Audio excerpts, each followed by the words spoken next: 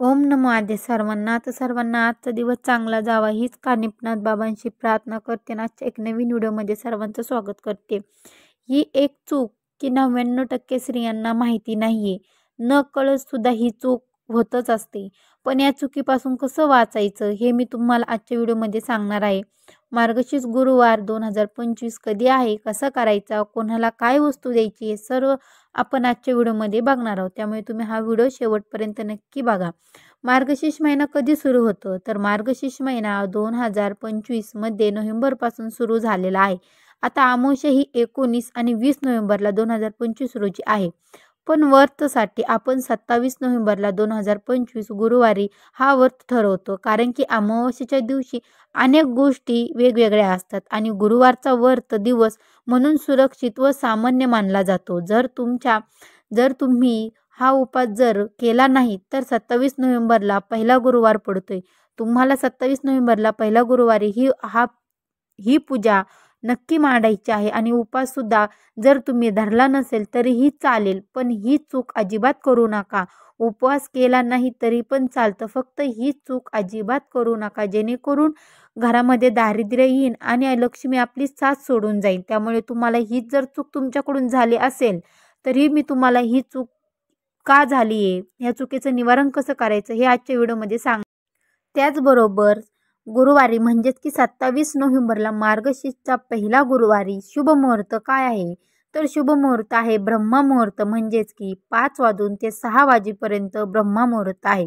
अभिजित मुहूर्त सुमारे 11 वाजून 48 AM ते 12:35 PM पूजा संकल्पनेसाठी शुभ मुहूर्त आहे.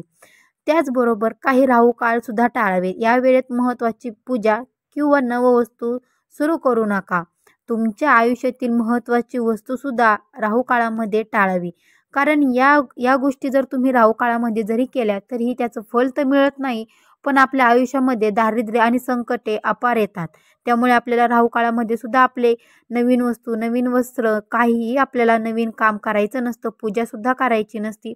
आता त्याचबरोबर बघा, मार्गशीर्षच्या पहिल्या गुरुवारी सकाळी लवकर उठा, मन शांत करा, त्याचबरोबर स्वच्छ स्नान करा. शक्य असल्यास नदी तलावात स्नान करा किंवा पवित्र पाण्यात नसेल तर घराच्या स्नानातून मन स्वच्छ करा. त्याबरोबर कपडे स्वच्छ व ताजे घाला, जसं की हलका रंग, विशेषतः म्हणजे पांढरा किंवा हलका लाल गुलाबी चांगला. त्याचबरोबर तुम्ही पिवळा कलर सुद्धा घालू शकता. घरातील पूजा खोली किंवा अंथरूण भाग स्वच्छ करा, फरशी पुसा, फुलांनी सजवा, छोटं तोरण लावू शकता. तयारी करताना मनाशी ठरवा आजचा दिवस शांत समर्पित असेल.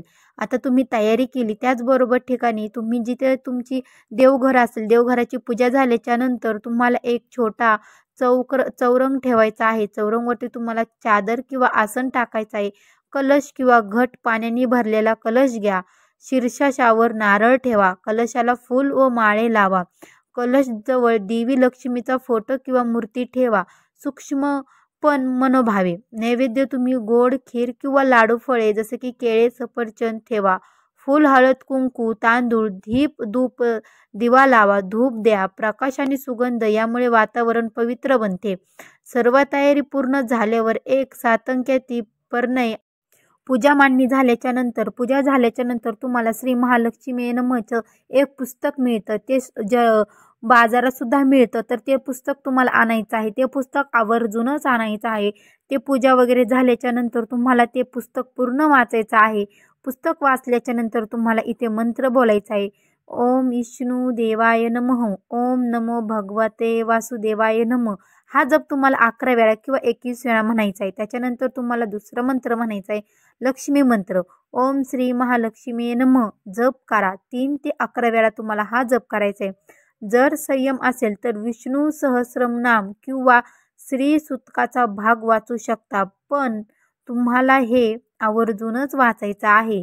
त्याचबरोबर मंत्रानंतर कृपया आरती करा. जय लक्ष्मी माता किंवा आपली साधी आरती उच्चारून करू शकता, पण तुम्हाला आवर्जून पुस्तक वाचल्याच्या नंतर हे मंत्र म्हणायचे. आपण जेव्हा हे मंत्र बोलतो तर हे मंत्राद्वारे आपली एक ऊर्जा निर्माण होते. घरामध्ये जेवढी काही वाईट शक्ती असते ती वाईट शक्ती दूर व्हायला टाईम लागत नाही. तुम्हाला आवर्जून हे मंत्र बोलल्यानंतर तुम्हाला आरती करायची आहे. आता आरती केल्याच्या नंतर बघा, ही परंपरा खूप जुनी आहे. हिंदू काळामध्ये आपल्या ह्या मार्गशीर्ष महिन्यामध्ये आवर्जून ही परंपरा प्रत्येक भागामध्ये करतात. तुम्हाला माहिती आहे का नाही? नसेल माहिती तुम्हाला आजच्या व्हिडिओमध्ये समजणार आहे. त्यामुळे व्हिडिओ हा शेवटपर्यंत नक्की बघा. चॅनलवरती जर नवीन असाल तर चॅनलला पण सबस्क्राईब करा. बेल आयकॉन प्रेस करायला अजिबात विसरू नका. जेव्हा कधी मी नवीन व्हिडिओ अपलोड करेल त्याचं सर्वात अगोदर नोटिफिकेशन तुम्हाला पडेल आणि तुम्ही एकही व्हिडिओ मिस करणार नाही. तर बघा, एखाद्या स्त्रीला देण्याची परंपरा आपल्या हिंदू धर्मामध्ये खूप दिवसाची आहे. जसं की बघा, हळदी कुंकू. तुम्ही एखाद्या स्त्रीला हळदी कुंकू देऊ शकता. एक फळ किंवा तुम्ही केळी, सफरचंद, एक लाडू किंवा खिरीचा एक छोटं वाटीसुद्धा देऊ शकता. म्हणजे तुम्ही तिला खीर नैवेद्य म्हणून खीरसुद्धा देऊ शकता. अन्नदानसुद्धा करू शकता. जर शक्य असल्यास तर तुम्ही गरजू महिलांना दान, जसे की एक कपडा, राखी, छोटी बांगडी किंवा थोडेसे पैसे, जसं आपण बोलतो आहेवाचं लेणं. जर तुम्ही एखाद्या स्त्रीला गुरुवारच्या दिवशी जर तुम्ही आहेवाचं जर लेणं देताय, तर जसं की बांगड्या, हळद कुंकू, हे अशा आहेवाचं साडी जर तुम्ही आजच्या दिवशी म्हणजेच की गुरुवारच्या दिवशी मार्गशीर्ष पहिल्याच्या दिवशी जर तुम्ही दिलं, तर तुमच्या सौभाग्याला आशीर्वाद तर मिळेलच. घरामध्ये दारिद्र्य नष्ट होईल आणि लक्ष्मी अखंड तुमच्या घरामध्ये नांदेल. जेणेकरून ज्या स्त्रीला तुम्ही देताय तर असं मनभावे विचार करून की मी लक्ष्मीला देते, हे जर तुम्ही विचार मनामध्ये जर देऊन देताय तर लक्ष्मी तुमच्यावर भरभरू कृपा करेल. तुमच्या घरामध्ये सुख समृद्धी यावे असे भावनेने तुम्हाला हे द्यायचं आहे. देताना मनामध्ये शुभेच्छा असाव्यात, मनामध्ये कुठलाही किंतु नसावा. ही देणगी मोठी नसली तरीही आपल्या भावना व्यक्त करण्यात, आपल्या वार्ताला पुण्यात खूप फरक पडतो. त्यामुळे आपल्याला देताना भरपूर काही मनामध्ये किंतु न धरता आपल्याला खूप चांगल्या मनाने आणि आपल्याला जसं की आपण हे जे काही देतोय तर लक्ष्मीला देतोय असं आपल्या मनामध्ये श्रद्धा आणि भावना असली तर कुठलंही व्रत, कुठलीही पूजा ही सफलच होते. आता त्याचबरोबर बघा, ही एक मोठी चूक तुम्हाला टाळायची आहे. भरपूर जणांना माहिती नाही. तर बघा, चूक म्हणजे काय, की अमावस्या आणि गुरुवारी या दिवशी गोंधळ करून व्रत मांडणे म्हणजे अमावस्याच्या दिवशीचं कलश सुरू करणे तोच गुरुवार व्रत समजणे. असे झाल्यास पूजा पूर्ण फलदायी होण्याची शक्यता कमी होते अशी निधी आहे. 20 नोव्हेंबर अमावस्या या दिवशी कलश काढला, पण तुमच्या स्थानिक पंचांगानुसार गुरुवार व्रत हे 27 नोव्हेंबरला असेल, अशी विसंगत निर्माण होऊ शकते. म्हणजे काही ठिकाणी काही स्त्रियांनी 20 नोव्हेंबरलाच पूजा मांडलेली आहे, तर त्याचं तुम्हाला फल मिळणार नाही. भरपूर स्त्रियांनी 20 तारखेला पूजा मांडलेली आहे. अशी पूजा मांडली आहे की 20 तारखेला अमावस्या असल्यामुळे ती पूजा ग्राह्य धरली जात नाही. त्याच्यामुळे आपला पहिला गुरुवार पडतो 27 नोव्हेंबरला. भरपूर स्त्रियांना माहिती नाही आहे, 99% स्त्रियांना माहिती नाही 27 नोव्हेंबरला गुरुवार पडतोय. त्यामुळे आपली जी काही पूजा आहे ती 27 नोव्हेंबरलाच फलदायी ठरणार आहे. त्याचबरोबर एक लक्षात आल्यावर घाबरू नका. पूजा स्थान थोडं पाण्याने किंवा स्वच्छ पाण्याने शुद्ध करा. धर्म करा. अन्नदान किंवा थोडे पैसे गरजू लोकांना वाटा. त्याचबरोबर 27 नोव्हेंबरला पुन्हा लहान स्वरूपात पूजा करा. मन शांत ठेवा. मी श्रद्धेने करते असा संकल्प घ्या. म्हणजे तुमच्याकडून जी काही चूक झाली असेल तर तुम्ही ती क्षमा मागू शकता. परत तुम्ही गरजू व्यक्तींना, एखाद्या स्त्रीला तुम्ही आहेवाचं लेणं देऊ शकता, जेणेकरून तुम्ही जी पूजा केली आहे ती लक्ष्मी देवीला मान्य असेल.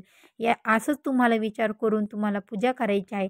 पण तुम्ही 27 नोव्हेंबरला जरी पूजा केली तर तुमचा पहिलाच गुरुवार असणार आहे. 20 नोव्हेंबरला जरी पूजा केली तरी तो तुमचा गुरुवार धरला जातच नाही, कारण की त्या दिवशी होती अमावस्या. आता व्रताचा अर्थ केवळ उपास नाही, तर मन, वर्तन, श्रद्धा याचा समन्वय आहे. सात्विक अन्न घ्या. हलके, पौष्टिक व भरपूर प्रेमाने बनवलेले. घरातील सर्व सदस्यांची सहादूरपणे वर्तन करा. शांतपणे संवाद करा. कथा वाचा किंवा ऐका. मार्गशीर्ष व्रताची छोटी कहाणी. घरामध्ये कथा आपल्या मनात व घरात सकारात्मक ऊर्जा निर्माण करते. त्यामुळे तुम्हाला ही कथा मार्गशीर्ष महिन्यामध्ये शेवट जे महालक्ष्मीचं पुस्तक मिळतं ते तुम्हाला वाचायचं आहे. त्याचबरोबर ओम नमो भगवते वासुदेवाय नमः, ओम श्री महालक्ष्मी नमः हा मंत्राचा जप तुम्हाला आवर्जून करायचा आहे. तुम्हाला जर हा व्हिडिओ आवडला असेल तर व्हिडिओला लाईक करा, सबस्क्राईब करा. तुमचा अनुभव कमेंटमध्ये नक्की सांगा. लक्ष्मीचा आशीर्वाद तुमच्या घरात सदैव राहावो आणि तुम्ही हा व्रत श्रद्धेने पूर्ण करा. धन्यवाद आणि शुभ मार्गशीर्ष गुरुवार. तर कमेंटमध्ये ओम श्री महालक्ष्मी नमः लिहायला अजिबात विसरू नका. धन्यवाद.